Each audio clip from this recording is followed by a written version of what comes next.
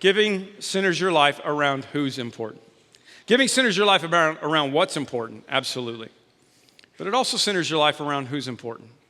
Jesus told a story. One of the most important stories, I think, he told was the story of the prodigal son. We talk about it a lot around here. But there were a couple of other stories in Luke 15 that also kind of augmented the story of the prodigal son. And you got to know we're about making Jesus accessible for those people that are outside, the people that aren't in the kingdom. That's who the church is the only organization that exists for the people that are outside of its organization. But that's what we do. And Jesus said, this is so important. He told two more stories. He said, one of them was about a woman who lost a coin and how important it was for her to find it. And the other one was about a guy who lost one sheep. He had 100 sheep, but he lost one sheep, and he left the 99, and he went to find the one because that was what was important. And when he found the one, he called his friends and neighbors together and said, rejoice with me, let's have a party, I found my lost sheep. I don't know if the friends and neighbors were all that excited about it, but he was excited about it because that was his priority. And I tell you the truth, that in the same way, there will be more rejoicing in heaven over one sinner who repents than over the 99 righteous persons who do not need to repent.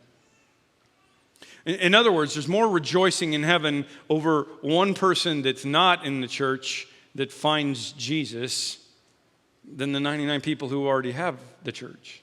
Or suppose a woman who has 10 silver coins loses one. Doesn't she light a lamp, sweep the house, and search carefully until she finds it? And when she finds it, she calls her friends and neighbors together and says, rejoice with me, I have found my lost coin.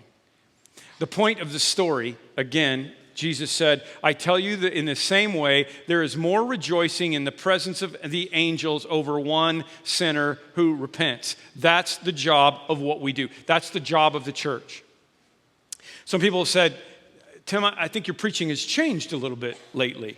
And some of them have said that for the better and for the worse. And I don't know. I don't really think it has. But there is something that's going on inside of me that I've been processing with God for about a year. And, well, I guess it probably has a lot to do with the fact maybe it is almost exactly a year because I'm a grandpa.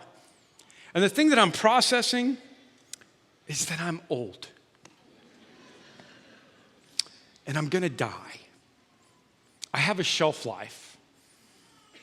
I am not a Twinkie. Somebody tweet that. That's deep. I think I'm starting to feel an urgency for the fact that I'm not gonna live forever. I am a grandpa. I am getting older, and I've got a limited amount of time here on this earth, and I have an urgency about my mission. One of my favorite Jesus stories is about Jesus meeting this woman at the well who is a woman that nobody else wants to be friends with and certainly wasn't religiously correct to be involved in the kingdom of heaven, right? And Jesus is talking to her, and it makes the disciples so uncomfortable that like a bunch of women going to the bathroom, they all leave to go find lunch together. You know, let's all go together. It takes 12 guys to carry a pizza. I don't know what it was. They just didn't want to be there. So they come back, with the Taco Bell, and they're like, here, Rabbi, eat something. But Jesus said to them, I have food to eat that you know nothing about.